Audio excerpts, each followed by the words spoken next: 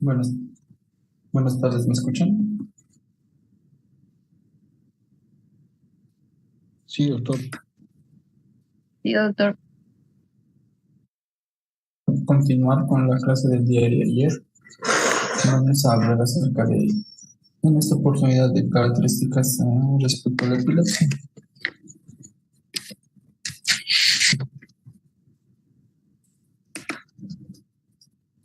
Bueno, hay que recordar que la epilepsia tiene que tener un tratamiento individualizado. No se le puede dar un tratamiento a un paciente como si fuera un protocolo para todos. Este tipo de tratamiento es individualizado.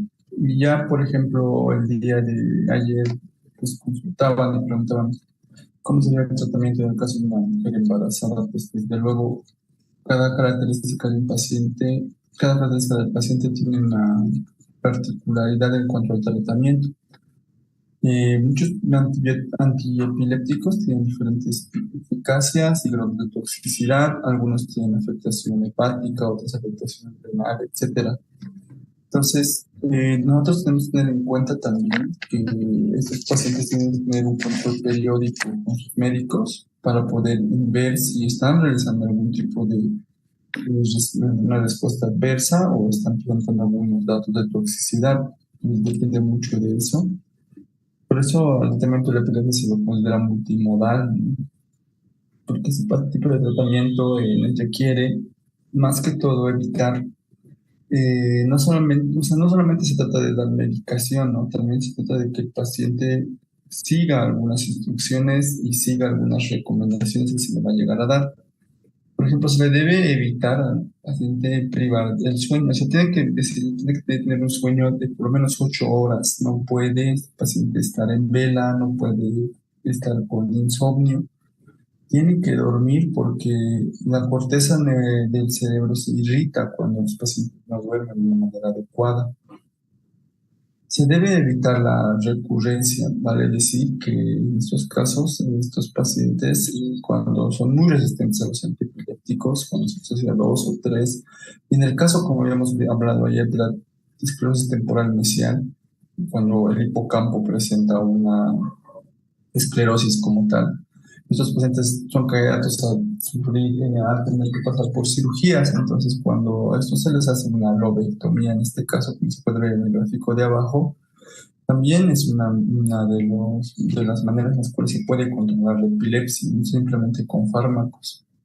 También debido a que son pacientes que toman tratamiento por muchos años y pacientes que requieren un seguimiento a detalle y que pues tienen problemas como tal, requieren también un seguimiento por un psicólogo o por medicina de psiquiatría que le llegue a utilizar algún tipo de medicamentos si es que ellos se encuentran con algún tipo de trastorno depresivo, ¿no? Al mismo tiempo tenemos que, antes de tratar una epilepsia, ver si este tipo de epilepsia, esas crisis de epilepsia no son secundarias, ¿no? Si estos pacientes están convulsionando porque tienen algún trastorno metabólico, afectación electrolítica o en el azúcar, los pacientes con una corrección adecuada de estos trastornos metabólicos será suficiente para poder controlar sus crisis. En otro tipo de contextos en los cuales las crisis han sido causadas por intoxicaciones, teofilina, cocaína, esos pacientes tampoco requerirán un tipo de tratamiento antiepiléptico. Entonces, todas estas crisis epilépticas secundarias a algún tipo de trastorno, ya sea alteraciones de los electrolitos, azúcar, etcétera, pues esos pacientes no requerirán un tratamiento antiepiléptico. Se debe, por otro lado, tratar los subyacentes, por así decir, en pacientes que tengan lesiones estructurales, tumores, malformaciones arteriovenosas, abscesos cerebrales. Este tipo de pacientes no requerirán un tratamiento antipirético. En ellos se sugerirá, más que todo, dar un tratamiento más dirigido, ¿no?, a alteraciones estructurales, pero no siempre estas afectaciones estructurales suelen tener un tratamiento. Hay algunas malformaciones arteriovenosas que son múltiples, etcétera, que no van a poder ser, en este caso, ser intervenidas quirúrgicamente. Bien, también hay que tener en cuenta que estos pacientes que han sido sometidos a cirugía de epilepsia Una vez que el foco epileptógeno ha sido detectado por estudios funcionales, los pacientes no van a retirarse el antiepiléptico de una manera muy pronta. Por lo menos después del postquirúrgico van a requerir un tratamiento con antiepilépticos por al menos un año, ¿no?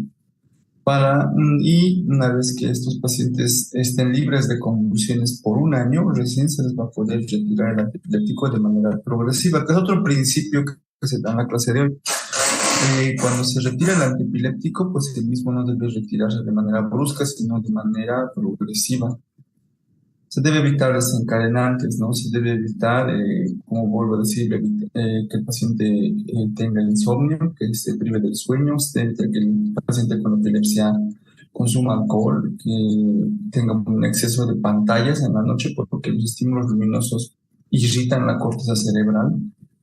En algunos tipos de epilepsia que el desencadenante sea música o voces específicas, en esos casos también se debe tener en cuenta evitar ese tipo de desencadenantes. El paciente con crisis epilépticas, el paciente epiléptico conoce su enfermedad, sabe cuáles son los factores desencadenantes y más allá de avisar al paciente que evite este tipo de estímulos, recomendar a los cuidadores y a los familiares que estos estímulos sean también controlados por ellos.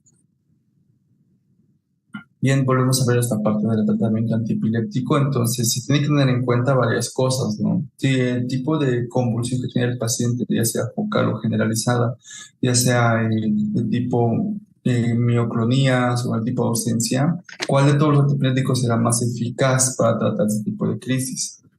¿Y qué tipo de efectos adversos puede generar? Algunos antiepilépticos en el inicio del tratamiento pueden generar sedación, por eso se inicia el tratamiento de manera progresiva también, para ver qué tan tolerable es el paciente a los efectos adversos. Si es que tendrán problemas o sea, tendrán una marcha táxica, tendrán mucho desequilibrio, tendrán visión doble. Son cosas que hay que recomendar al paciente que al principio puede presentarlo o puede presentarlo cuando esté presentando intoxicación por estos medicamentos. Se debe tener en cuenta también que ellos deben avisar si presentan alguna lesión en la piel, ¿no? Si están presentando lesiones en la piel, entonces estos tipos de pacientes están presentando respuestas idiosincráticas. Un tipo de alergia a los antiepilépticos se puede manifestar con lesiones exantematosas en la piel. También puede haber otro tipo de reacciones como la supresión de la médula ósea o la toxicidad. Se recomienda, por tanto, a estos pacientes pedirles estudios laboratoriales. Si estamos nosotros sospechando que el paciente que va a tomar medicamentos por muchos años está empezando a presentar lesión hepática, porque más del 80% de los medicamentos se sabe que tienen pues, un metabolismo hepático, sobre todo hay muchos antiepilépticos, entonces tenemos que tener unos laboratorios basales, ¿no? Saber cuánto están nuestras amenazas al empezar el tratamiento y hacer controles regulares de 2 o 3 veces al año, controles laboratoriales que puedan verificar que no están generando lesión hepática estos medicamentos. Y también biometría hemática, porque una de las reacciones igual que se pueden esperar son la supresión de la médula ósea, pacientes que lleguen a tener anemia o que lleguen a tener disminución o leucopenia o a la vez una visitopenia combinada con plaquetopenia. Entonces hay que tener mucho cuidado al momento de hacer seguimiento en ese tipo de pacientes. Se debe aplicar también las pruebas genéticas en países en los cuales se tenga acceso a las mismas. En sospechas de síndromes epilépticos también, porque si nosotros tenemos en cuenta algún tipo de epilepsias porque están generadas por ciertos genes, por ejemplo, una lista grande que trae el libro de Harrison, mencionando, por ejemplo, voy aquí unos ejemplos, por ejemplo, el LDHTA1, que en este caso el tratamiento será exclusivamente con piridoxina y no hacia antiepilépticos. Entonces, de esa manera, es un ejemplo que podemos dar en que no todas las epilepsias se tratan con antiepilépticos. Estamos frente a un escenario en el cual tenemos crisis epilépticas de difícil control, el estudio genético nos guiará y nos mencionará si este paciente evidentemente requiere tratarse sus crisis epilépticas con un tratamiento antiepiléptico. Por ejemplo, hay otros, como por ejemplo las afectaciones a nivel del gen ¿Qué? CSN1A, que son afectaciones del canal de sodio. No me envié por eso. Estos pacientes tendrán pues afectación, no podrán ser tratados como antiepilépticos porque estos antiepilépticos empeorarán sus crisis epilépticas. Y así hay varios ejemplos y pues que a nosotros nos lleva a entender que un tratamiento polimodal de la epilepsia requiere también de un estudio genético. Respecto a las crisis epilépticas focales, que ya pues hemos descrito ayer bien las características, marcha jacksoniana, algunos que tienen parecida de todo, algunos que no tienen compromiso de la conciencia, la mayoría de las crisis focales requerirán un tratamiento antiepiléptico con las listas que se menciona acá. Como ejemplo, la carbamazepina, que es el más accesible en comunidades de Bolivia, por ejemplo, que no tienen un libre acceso a los medicamentos. La mayoría de estos cuentan con carbamazepina, entonces a veces por eso se utiliza este medicamento. Sin embargo, las guías de epilepsia y muchas recomendaciones que se tienen sobre el manejo de la epilepsia mencionan que la carbamazepina presenta muchas reacciones adversas, dentro de ellas la que había mencionado, la visitopenia, ¿no? Que empieza con leucopenia y anemia plástica. Entonces, es muy importante que los pacientes tengan un control continuo de lo que son la biometría hemática. Por otro lado, la lamotrigina también es un medicamento ideal para las crisis focales. Sin embargo, se ha mencionado que suele presentar en muchos pacientes, porque hay una predisposición genética desde luego, que lleva a que la mayoría de nosotros llegue a desarrollar respuestas adversas en nivel cutáneo con el uso de la lamotrigina.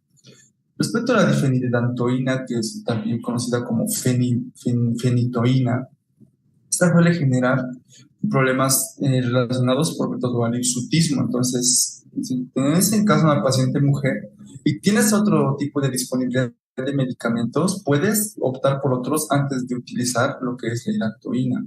Porque pues al paciente le va a generar hirsutismo, le va a generar características masculinas. Entonces, eso pues desde luego no es ideal, ¿no? Las mujeres, la reproductiva, mujeres jóvenes.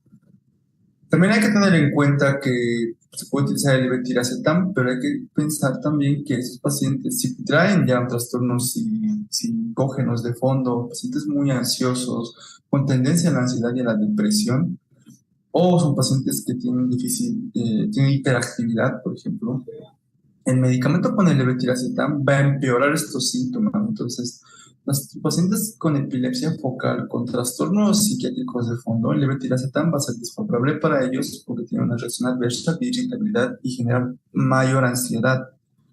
Hay otro antiepiléptico como es el topiramato. Esos pacientes están relacionados a los cálculos renales, ¿sí? Y a un riesgo de glaucoma. Vale decir que si este paciente con epilepsia tiene como antecedente que sus familiares tienen cálculos renales o que él ya tiene el antecedente de enfermedades de lo que es la presión intraocular, entonces tendrás que escoger otro antiepiléptico antes de escoger, por ejemplo, el topiramato. Respecto al ácido valproico, el ácido valproico es un medicamento igual de fácil acceso, un medicamento que se utiliza mucho, pero se prefiere utilizarlo en las crisis focales que se generalizan. El ácido valproico ha mostrado mayor beneficio en aquellas crisis epilépticas que tienen un compromiso de la corteza cerebral generalizada. Entonces, ¿en qué escenario se pueden utilizar? En las crisis focales que se generalizan, que empiezan focales y luego terminan de una manera generalizada. Como hemos visto, la clásica tónico-clónica generalizada, que hemos mencionado que suele tener síntomas focales, y ese tipo suele ser la crisis focal que progresa a generalizada. Los pacientes suelen beneficiarse del tratamiento con ácido valproico, pero suelen generar problemas hepáticos, problemas en la médula ósea, pues que no desde luego va a nosotros decir que pues vamos a evitar eso. Son respuestas idiosincráticas. No todo paciente va a presentar estas reacciones adversas. Una reacción muy conocida del ácido valproico es la teratogénesis, ¿sí? Entonces, en pacientes que tienen, por así decirlo, están embarazadas, entonces hay que tener mucho cuidado al utilizar este tipo de medicamentos. Las cajas que hablan de ácido valproico mencionan que hay que tener mucho cuidado en presentar, en tratar a embarazadas con el ácido valproico, y al mismo tiempo también suele complicar algún tipo de cuadros en los cuales son, por ejemplo, el síndrome de ovario poliquístico. Entonces, eso igual suele ser unas recomendaciones para no utilizar el ácido valproico en mujeres en edad reproductiva, sobre todo porque puede generar alteraciones en el desarrollo. Y igual existe una lista grande de antiepilépticos que pues también pueden utilizarse en la crisis focal. Dentro de ellos, a recordar la lacosamida y la gabapentina. La gabapentina es un medicamento que se lo conoce para el tratamiento del dolor neuropático, pero la naturaleza del mismo y la utilidad inicial que tiene la gabapentina y también la pregabalina son medicamentos antiepilépticos como tal. Solo que a dosis bajas se les puede utilizar para controlar el dolor neuropático. Bien, y pues que al final ha sido más que todo actualmente en la medicina moderna, más utilizados con ese fin. Ahora, respecto a las crisis generalizadas, se debe pensar más que todo que el ácido valproico y la lamotrigina y el levetiracetam son los más utilizados en estos casos, ¿sí? Son los más importantes y los más utilizados. El ácido valproico será utilizado sobre todo en tipo de crisis epilépticas de ausencia, miotonías y las atónicas. Entonces hay que tener en cuenta que este tipo de crisis epilépticas que tiene tu paciente va a tener una buena respuesta al ácido valproico. El levetiracetam también suele ser utilizado, pero con el hecho que hay que tener en cuenta que este es el medicamento más utilizado en mujeres con epilepsia, teniendo en cuenta que el ácido valproico presentaba reacciones como, por ejemplo, hirsutismo, tendencia al riesgo de síndrome de ovario poliquístico y también que puede generar problemas en el desarrollo en embarazadas. Entonces, por eso se llega a utilizar mejor el levetiracetam y es el que mejor se puede indicar en mujeres con crisis epiléptica, mujeres con epilepsia. La motrigina, por otro lado, también es relacionado para su utilidad en lo que son las epilepsias del tipo ausencia y la etosuximida para un tipo de tratamiento para las crisis de ausencia no complicadas. Tener en cuenta que la etosuximida suele tener una reacción adversa porque suele generar alteraciones a nivel de lo que son las células sanguíneas.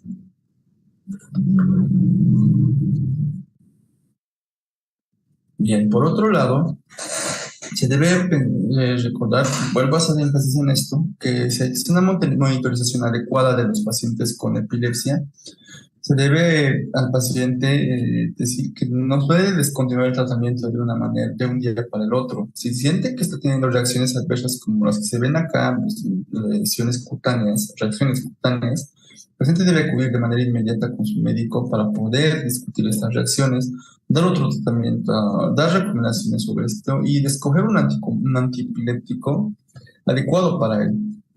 Entonces, se debe mencionar al paciente que el tratamiento va a ayudarle, ¿no? A que las convulsiones que puedan controlarse las convulsiones, que el hecho de que retire el tratamiento de un día para el otro va a hacer que él tenga más predisposición a las mismas.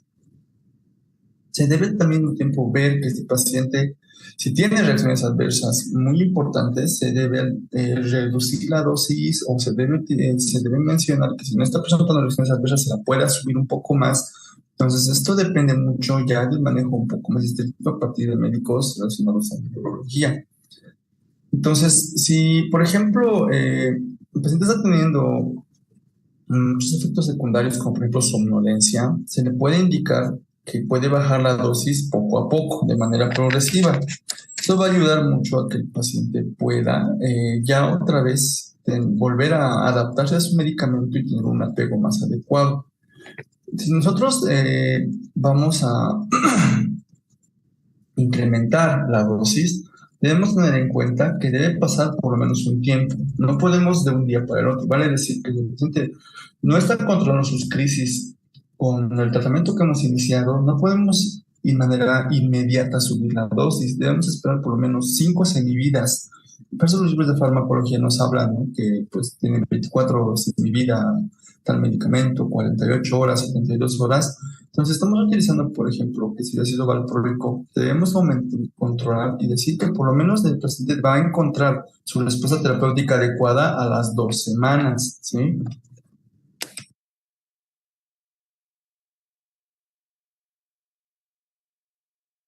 Continuamos. Entonces, respecto a la monitorización, existe una parte del texto que habla de los valores séricos, vale decir, de carbamazepina sérica, niveles de ácido valproico sérico.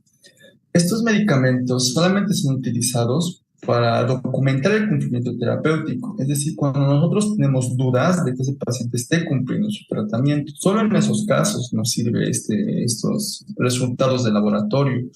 No son útiles para poder decir que el paciente está teniendo un tratamiento adecuado. No nos sirve para monitorizar, solo nos sirve para verificar el cumplimiento del tratamiento.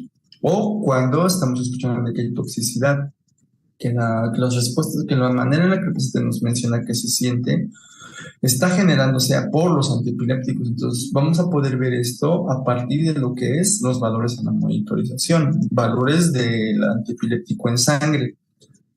Entonces, debemos determinar que estas dosis adecuadas del antiepiléptico van a ser a partir de que el paciente, cómo están sus crisis, su frecuencia de crisis, y si está presentando no efectos secundarios. Entonces, estos dos parámetros van a ser útiles para que nosotros podamos determinar si el paciente tiene una dosis adecuada del antiepiléptico. En caso de que nosotros queramos cambiar de antiepiléptico, ya sea porque el paciente está presentando muchas reacciones adversas, no está siendo útil el tratamiento, o porque la paciente está embarazada y está con ácido valproico, por ejemplo, debemos seguir esta serie de pasos. Debemos iniciar el nuevo antiepiléptico. Por ejemplo, esa paciente está tomando ácido valproico y pues tiene plan de embarazarse. Entonces nosotros tenemos que retirar el ácido valproico porque el ácido valproico, como hemos dicho, que es un medicamento que puede generar teratogénesis. Entonces tenemos que al paciente cambiarle, por ejemplo, a oxcarbamazepina entonces vamos a nosotros iniciar el nuevo antiepiléptico a dosis progresivas. Entonces, vamos a iniciar el medicamento nuevo, la oxcarbamazepina, a dosis progresivas, manteniendo el ácido valproico. ¿Sí? No se debe hacer ambas cosas, retirar y iniciar, sino simplemente iniciar el nuevo antiepiléptico a dosis progresivas. Bien, si el paciente menciona que no tiene crisis epilépticas, entonces no tiene reacciones adversas, entonces recién nosotros vamos a hacer la reducción del antiepiléptico que estamos retirando, vale decir, del ácido valproico. Una vez más, iniciamos lentamente el nuevo, mantenemos el antiguo. Todo va bien, el paciente menciona que hay buena respuesta, buena tolerancia al antiepiléptico, no hay epilepsia, no hay crisis epilépticas. Recién vamos a ir retirando el antiguo antiepiléptico, progresivamente.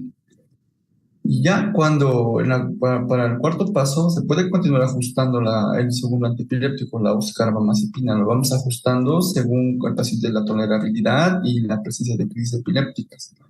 Entonces, hay que tener en cuenta eso, ¿no? Porque primero subir las dosis adecuadas del nuevo antiepiléptico y recién reducir el antiguo. Recordar que en todo escenario siempre debemos apoyarnos y esperar que el paciente se maneje simplemente con un antiepiléptico. Evitar pues, las combinaciones. Aquí está la tabla que maneja el Harrison respecto a los antiepilépticos de primera elección y los alternativos. Y acá en la primera elección están los antiepilépticos clásicos que la mayoría conoce. Lamotrigina, levetiracetam, carbamazepina, oxcarbamazepina, lamotrigina, topiramato, de las que las reacciones adversas, las más importantes, ya las he mencionado. Recuerden acá que esta tabla, que el medicamento antiepiléptico que más se va a utilizar o el que más efectividad te va a generar, porque, o sea, que te va a dar si tú dudas del tipo de semiología epiléptica que estás haciendo, el antiepiléptico que se puede ver en todos los tipos de crisis, ya sea en la generalizada, en la focal, en la tipo de ausencia o en los tipos atónicas o atípicas, en todos los escenarios la lamotrigina ha mostrado evidencia para poder ser útil. Entonces, como pueden ver, la lamotrigina será aquel antiepiléptico que te va a poder responder, que te va a poder ayudar a controlar las crisis epilépticas en la mayoría de los pacientes. Sin embargo, recuerden que es una de las que presenta más reacciones adversas, por eso todavía se las tiene un poquito en vigilancia.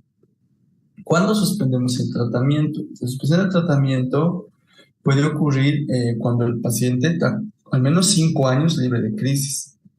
Cuando las crisis son del tipo generalizado. Cuando tú lo valoras, si tiene un examen físico normal y el test de inteligencia es normal. Cuando no hay antecedentes familiares de crisis epiléptica y ya ha mostrado en los últimos estudios de electroencefalograma normales. Entonces, en este tipo de pacientes se puede considerar la suspensión del tratamiento. Entonces, aquí va otra vez eso que hablábamos, que no todo paciente con epilepsia va a tomar tratamiento toda su vida. Hay algunos casos, algunos pacientes que pueden, se los puede retirar el medicamento antiepiléptico.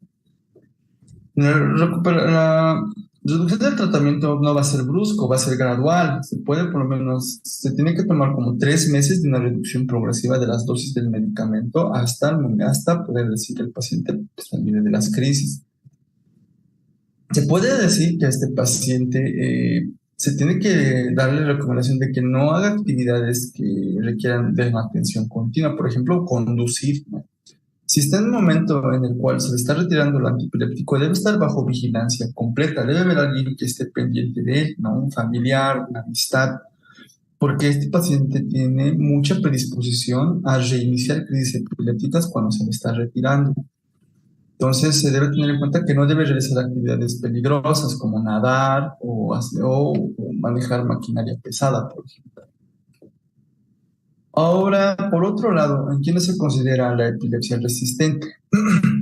Se ha visto que un tercio de los pacientes, un 33%, no responde con un solo antiepiléptico. En esos casos, al tener pacientes con epilepsia resistente, se debe combinar al menos 2 diferentes antiepilépticos, uno de primera línea. Y lo primero que se puede hacer es utilizar un medicamento de primera línea más otro de primera línea con un mecanismo de acción diferente. En ese caso, por ejemplo, carbamazepina más ácido valproico. O en otro caso, combinar 3 antiepilépticos, uno de primera línea, uno de segunda línea y recién agregar uno de segunda. En algunos pacientes que tienen muchas mioclonías, se puede asociar el ácido valproico con el levetiracetam, el clonazepam o el clobazam.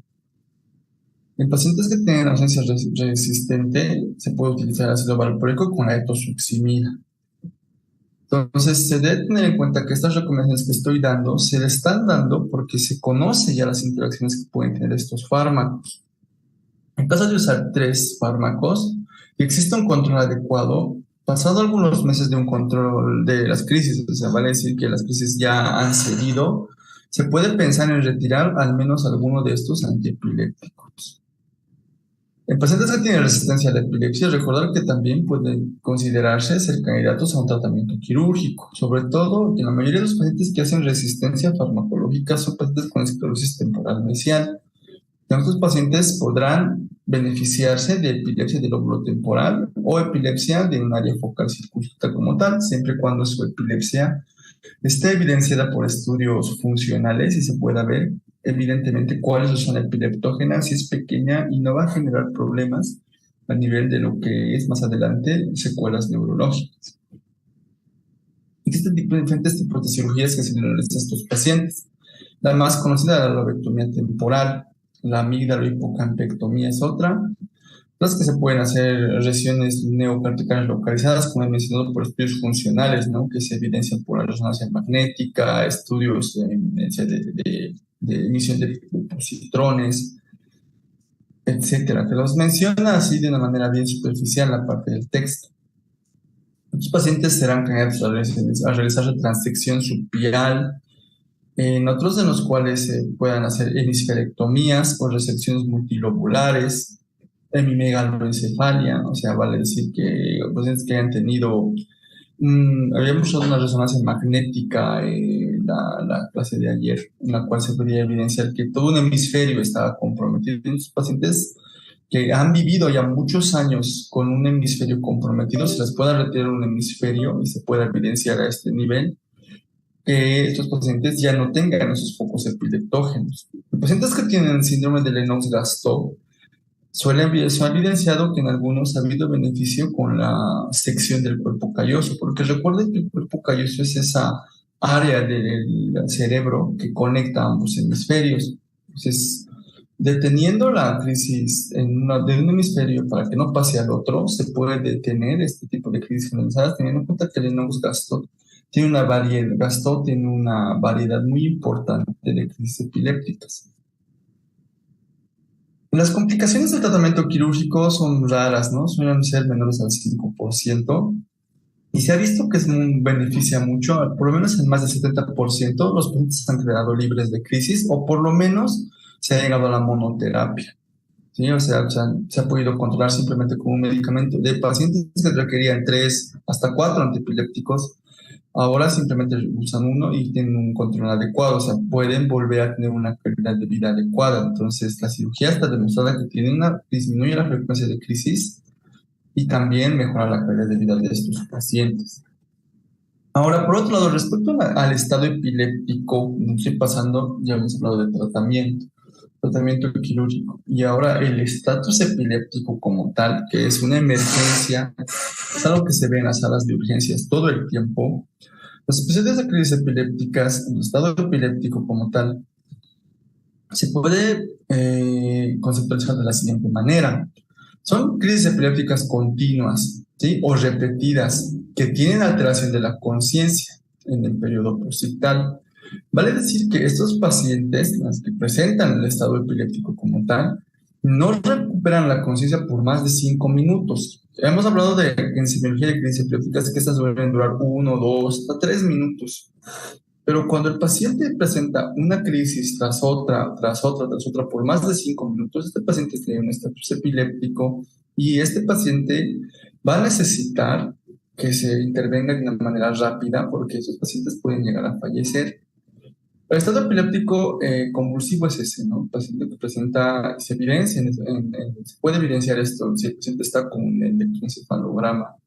Se puede evidenciar el trazado patológico, los grafoelementos epilépticos en otros pacientes y se puede evidenciar que por más de 5 minutos está presentando estos grafoelementos. Pueden considerar a esos pacientes como también un estado epiléptico. Ahora, hay algunos que no necesariamente hacen convulsiones, algunos que se quedan con una ausencia continua o hacen ausencias una tras otra, acaba una, empieza otra, segunda empieza otra, o crisis focales que duran mucho tiempo, pacientes que han tenido una disminución de la conciencia súbita, estos que acá ya el tiempo es más diferente, ¿no? Entre ellos, ya si son más de 15 minutos, se puede considerar que ya está en un estado epiléptico no convulsivo.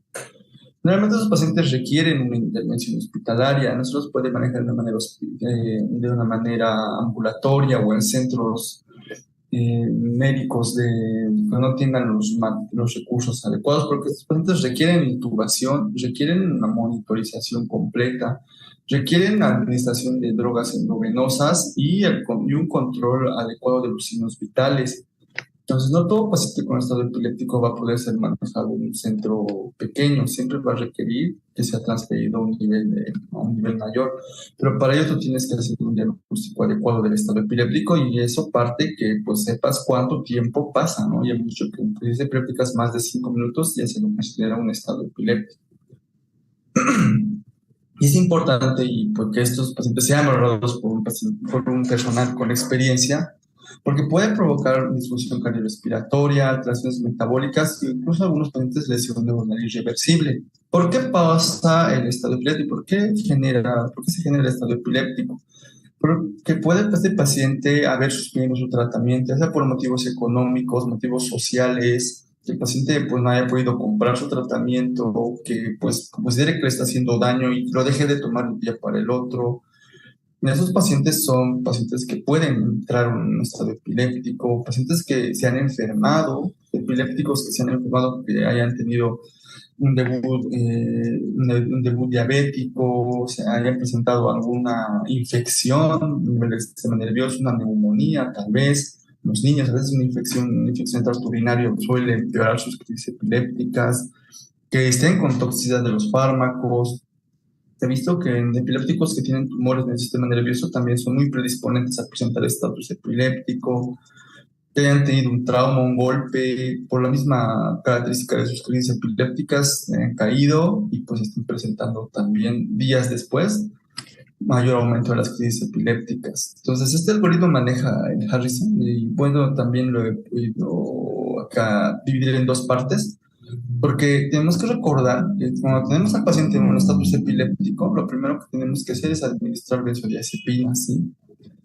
La benzodiazepina ideal, el lorazepam LZP está mencionado acá, la dosis que uno puso también, o el midazolam. Sin embargo, en nuestro país, el medicamento que está más accesible es el diazepam, ¿sí? Entonces, No por el hecho de que no tengamos una benzodiazepina en la mayoría de los hospitales, pues no vamos a dar nada al paciente. Él requiere como primer tratamiento, como primer medicamento a ser indicado, una benzodiazepina, y en ese caso es el diazepam, se le indica el diazepam.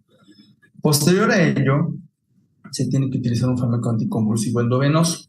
En la mayoría de los casos se usa el ácido valproico, pero en nuestro medio se usa la fenitoína. En el caso de que ya haya habido una respuesta, a este paciente haya mejorado, pues simplemente con indicar el anticonvulsivo endovenoso por unos días y luego pasarlo a vía oral será suficiente. Pero hay pacientes que tienen resistencia a la misma, o sea, 30 minutos y suelen seguir convulsionando. Esos pacientes son candidatos a recibir una dosis de midazolam, o en este caso también puede utilizarse el propofol, o sea, pacientes que ya requieren pues, medicamentos anestésicos, porque pues han generado un estado epiléptico resistente. Entonces, hay escalas de benzodiazepinas, fármaco anticonvulsivo endovenoso. Si el paciente no ha respondido adecuadamente, se sigue utilizando otro fármaco antiepiléptico, anticonvulsivo endovenoso, levetiracetam, puede ser, topiramato. Y en caso de que este paciente no responda, se le va a pasar directamente ya a tratamientos anestésicos, ¿no? Ya dentro de una unidad de cuidados intensivos, ¿no? O una sala de cuidados intermedios. Todo esto ha sido pues bien descrito por ya con una recomendación de clase 1, ya en estudios en cuales se han realizado con varios pacientes y en muchos pacientes multicéntricos de varios hospitales, los cuales se ha podido evidenciar que las recomendaciones que he mencionado acá, que menciona también el libro de Harrison, está pues bien descrito ya pues en evidencia científica.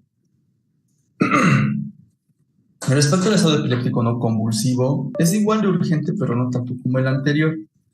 Este puede generar a veces estar acompañado de alteraciones metabólicas, alteraciones del azúcar, alteraciones de los electrolitos. Entonces, se debe indicar que se debe modificar el tratamiento lo más pronto posible. Suele ser, como digo muchas veces, porque el paciente deja de tomar su medicación y pues que en todo caso lo que se tiene que hacer en estos tipos de estados epilépticos es reiniciar el epiléptico nuevamente. Ahora, hay que tener en cuenta también, bueno, fuera del estatus epiléptico, que los pacientes con epilepsias tienen pues comorbilidades. Vale decir que el hecho de que ellos convulsionen les genera pues de una u otra manera a largo plazo cicatrices a nivel de la corteza cerebral. Y eso va a hacer que sean pacientes, o incluso la misma naturaleza de sus antiepilépticos, les llega a generar disfunción cognitiva y puede llegar hasta las enfermedades psiquiátricas. ¿No? Son pacientes que no te van a entender del todo cuando les expliques la primera vez. Pacientes que van a requerir que les expliques no una vez, no dos, tres veces cómo tomar su tratamiento, que siempre vengan acompañados de alguien que pueda guiarlos más adelante. Entonces, son pacientes que pueden tener, ¿no?, esas alteraciones cognitivas, por lo cual estos pacientes tenemos que tener un cuidado especial con ellos. ¿En quiénes se ve generalmente eso? Pacientes con epilepsia que tengan focos en el lóbulo temporal, pacientes con epilepsia que tengan anomalías intelectuales en el electroencefalograma, alteraciones en el desarrollo, o pacientes que tengan lesiones cerebrales, ¿no?, por alteraciones de migración neuronal, por ejemplo, que tengan unas tomografías, resonancias magnéticas con un parénquima muy alterado. Entonces, para que el paciente tenga un tratamiento adecuado, se debe hacer un tratamiento, se debe hacer dar recomendaciones también a la familia, a su grupo de amigos, a su pareja, a sus hijos, y mencionar que pues el paciente necesita que se le dé un tratamiento correcto, se pueda tener una comunicación adecuada con su médico para que podamos ver si este paciente está haciendo toxicidad o no la está haciendo. Muchos pacientes epilépticos suelen presentar depresión, ¿sí? Por lo menos 2 de 10 pacientes presentan esta complicación. ¿Por qué? Porque son pacientes que tienen que tomar medicamentos toda su vida, viven con el miedo de convulsionar, entonces es normal que ellos lleguen a tener este tipo de trastornos. Y son pacientes que tienen que recibir un tratamiento, tienen que ser seguidos por médicos, sí, por médicos psiquiatras, psicólogos, que den un tratamiento adecuado a ellos. Por eso es que muchos pacientes con epilepsia tienen una alta tendencia al suicidio. Antidepresivos tricíclicos ayudan a reducir el umbral convulsivo, así que hay que tener cuidado con eso. Por eso es mejor utilizar los inhibidores de captación de la serotonina. Y a pesar de que presenten aumento en la frecuencia de las crisis, suelen presentar, o sea, el hecho de que ellos noten que últimamente el medicamento no les está funcionando, los pone en un estado de ansiedad y esto va a generar, porque es un gatillante de las crisis epilépticas, va a generar que ellos estén teniendo incluso mucho mayor aumento en sus crisis epilépticas. Es un círculo vicioso, ¿sí? El medicamento necesita aumentarse generalmente desde el tratamiento o en algunos casos como estos, dar ansiolíticos. Respecto al SUDEP, que es la muerte súbita por epilepsia, suele generar esto, suele ocurrir en algunos tipos de pacientes, pacientes que viven con crisis epiléptica generalizada tónico-clónica, los que no toman su medicación de manera adecuada, la toman cuando quieren o consideran que el medicamento, o toman solo cuando están con convulsiones. En pacientes epilépticos que han empezado o han debutado con crisis epilépticas a tempranas edades, o pacientes con tratamiento de difícil control. Entonces, estos pacientes suelen fallecer durante la crisis epiléptica, entonces hay que tener mucho cuidado al paciente, darle la información, recomendarle y tener un cuidado especial en pacientes que desde muy temprano han tenido crisis epilépticas, dudan mucho de su tratamiento o son pacientes de difícil control. Respecto a otra miscelánea respecto a la epilepsia, en el caso de las mujeres, existe un capítulo muy importante que se conoce como la epilepsia catamenial. Es aquellas pacientes que suelen convulsionar más en los días que presentan su periodo. Entonces, ¿esto por qué se causa? Generalmente porque existen cambios en los niveles de estrógeno y progesterona bruscos y esto genera una sobreexcitabilidad neuronal.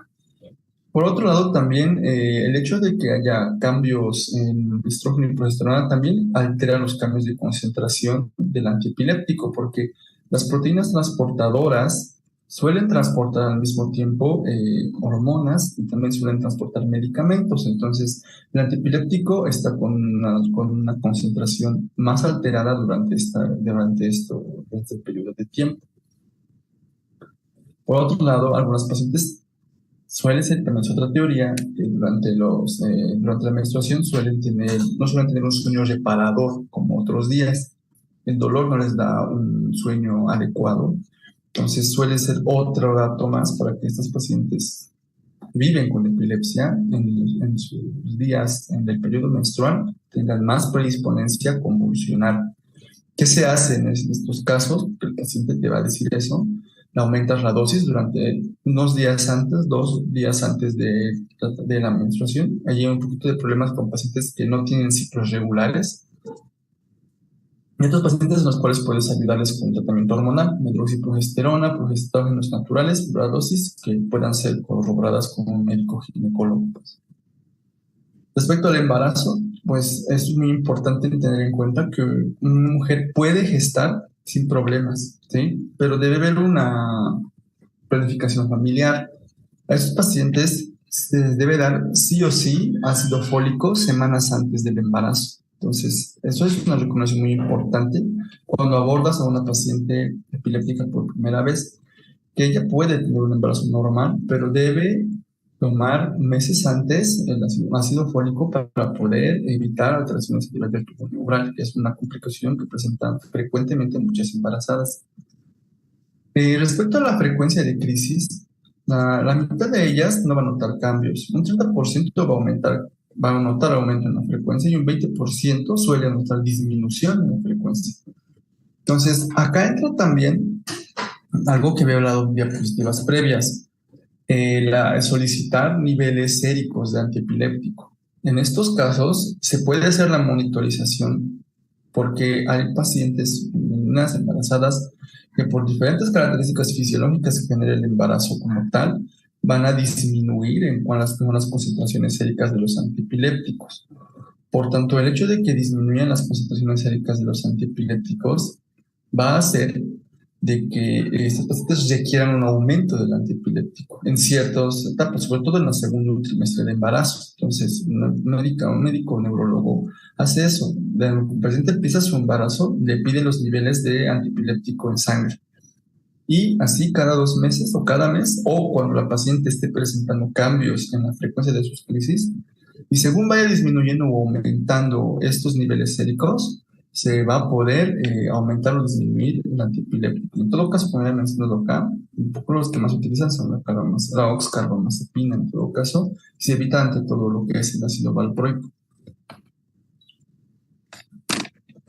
Como he mencionado acá, 5 o 6 pacientes embarazadas van a reportar más adelante anomalías fetales, sobre todo en pacientes que han estado siendo tratadas con ácido valproico. Y aquí se ve evidencia esta foto muy clara, ¿no? El ácido valproico casi siempre tiene este gráfico, ¿no? No tomarse en el embarazo.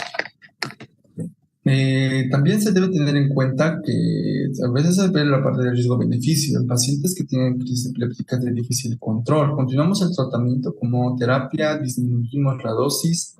Generalmente se trata de disminuir la dosis del primer trimestre de embarazo porque es el mes en el cual existe lo que es la organogénesis y la etapa más importante del desarrollo embrionario. Se debe recomendar, como he mencionado, la toma de folatos de 1 a 4 miligramos día, sobre todo en antiepilépticos que tienen efectos antifolato, la mayoría de los medicamentos que se utilizan para las crisis focales, por ejemplo.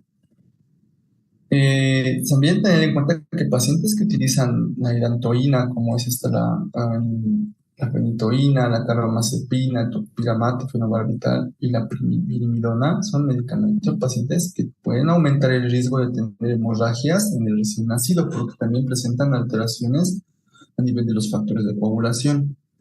Por lo tanto, si tenemos una embarazada que está recibiendo esos antiepilépticos que los puede utilizar, sí, esos antiepilépticos los puede utilizar, los está utilizando, a esos pacientes se les tendrá que dar 20 miligramos de filoquinolona vía oral las últimas 2 semanas del embarazo para evitar esta complicación, la hemorragia del recién nacido secundaria a otros antiepilépticos.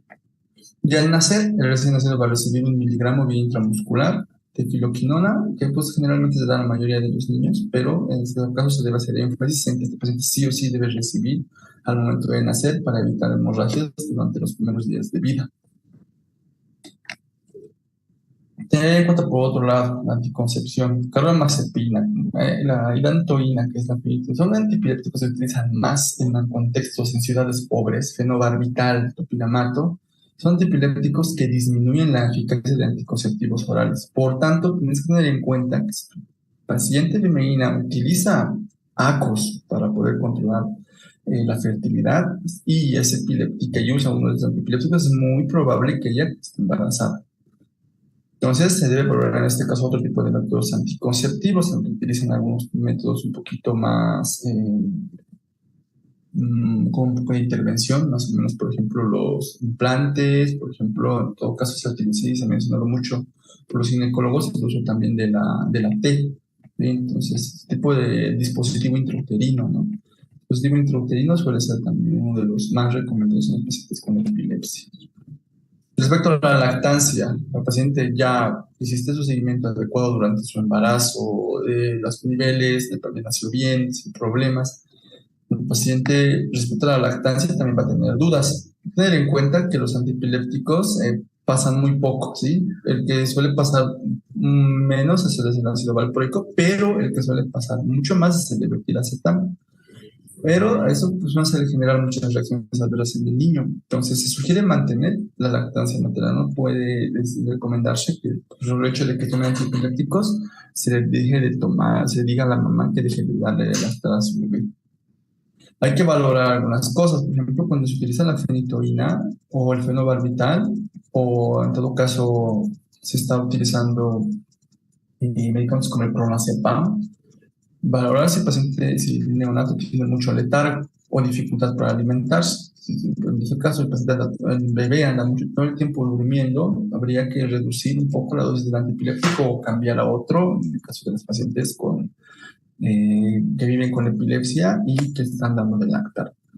Entonces, las conclusiones de esta segunda parte de epilepsia habla pues de que la primera línea de tratamiento del estrés epiléptico son las benzodiazepinas, las intravenosas, de preferencia pues, el lorazepam. La segunda línea pues habla de antiepilépticos, la fenitoína, el valproico, el levetiracetam. Bueno, la levetiracetam, por ejemplo, en Bolivia sí está disponible en su dosis en ampollas. En caso de pasar los 20 minutos sin recuperación basal, sospechar de estado epiléptico no convulsivo, muy importante. Debe considerar primordial el programa continuo durante el abordaje del estado epiléptico, porque el paciente está con compromiso de conciencia. Es muy difícil tú entender que se tiene que sigue o no sigue convulsionando. La única manera de poder verlo es a través de un electroencefalograma continuo. El paciente se le ponen los electrodos y te puede ver cómo anda su actividad cerebral. No se debe retrasar el tratamiento del estado epiléptico, ¿no? El paciente ya ha pasado está pasando los 5 minutos con las crisis epilépticas continuas, más los factores de riesgo que ya te dije, abandono reciente del tratamiento, reducción reciente del tratamiento, que esté con alguna enfermedad de fondo, una infección muy fuerte, una alteración de los electrolitos en el azúcar, pues tú te tiene que llevar a actuar rápido, ¿no? A utilizar lo más pronto posible un medicamento de tipo benzodiazepina intravenosa y ya empezar a utilizar también dosis como la fenitoína o el ácido valproico o el levetiracetam ya en dosis de bolo o en dosis de mantenimiento continuo. Bien, pues, la última diapositiva que tenemos acá. Debido a que esta clase pues es una clase que tiene dos temas, porque voy a hablar también de síndrome de demencia un poco más adelante, voy a pasar ahora a las preguntas y pues más adelante en la diapositiva final del día de hoy podemos responder algunas, que desde luego hay varias, pues, de epilepsia, ¿no? El tema de epilepsia tiene muchas dudas generalmente, muchas preguntas, tiene pues desde luego se hacen talleres, se hacen capacitaciones, se hace de todo para poder en cuanto a epilepsia, porque es una enfermedad muy frecuente. Pues acá les dejo un caso clínico para que puedan verlo unos minutos y voy a complementar algunas cositas para poder ir respondiendo algunas preguntas más adelante, porque pues ya estamos en la etapa de preguntas.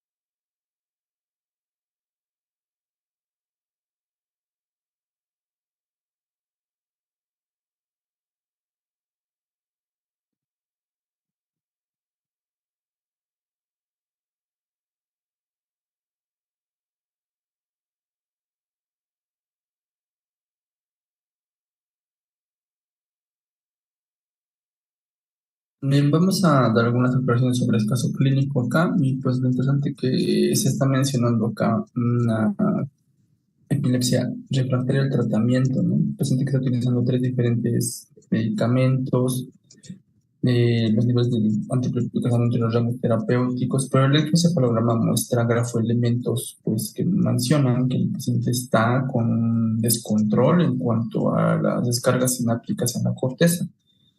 Recordar que en las mujeres no reproductivas, el medicamento ideal siempre va a ser levetiracetam. Por eso es que se está rotando en este caso, en relación levetiracetam. Y pues recuerden que lo primero que se hace es iniciar el levetiracetam de manera progresiva. En este caso estará por un momento tomando 4 antiepilépticos Y luego más adelante, cuando el paciente mencione que ha habido un cambio en su frecuencia de crisis, se le va a ir retirando poco a poco el clobazam.